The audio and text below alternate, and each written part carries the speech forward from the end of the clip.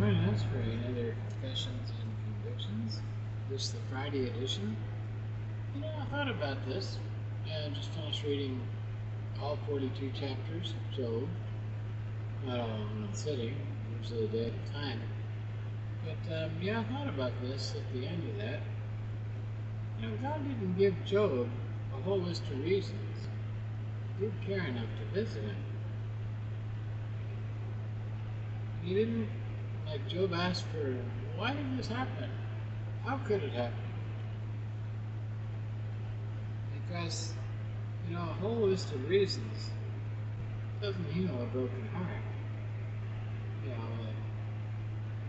He wanted to take his case against God because he didn't know what was happening behind the scenes. We do. The devil comes to kill, steal, and destroy from you. Job wasn't aware of that.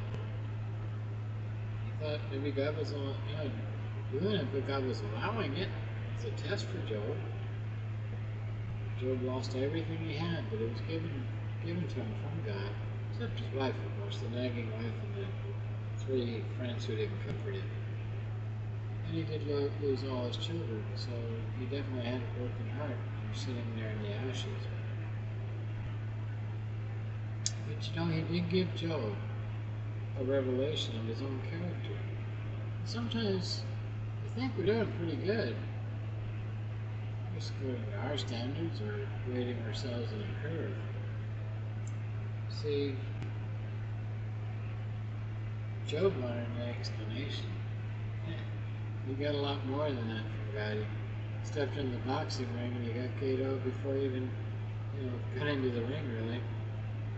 God gave him, and ultimately, more important, signing a 2-chapter lecture, give him a relationship. Much like when we, a father or a mother doesn't go nuts if their toddler makes something that disappoints them, a mistake. Doesn't do things perfectly.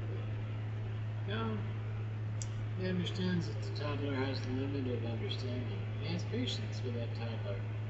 And over time, the toddler will change. Well, God looks at us in the same way. So think about that the next time. God didn't give Job a list of reasons, because a list of reasons doesn't cure a broken heart. God doesn't owe anybody anything. He was kind enough to visit Job. He was kind enough to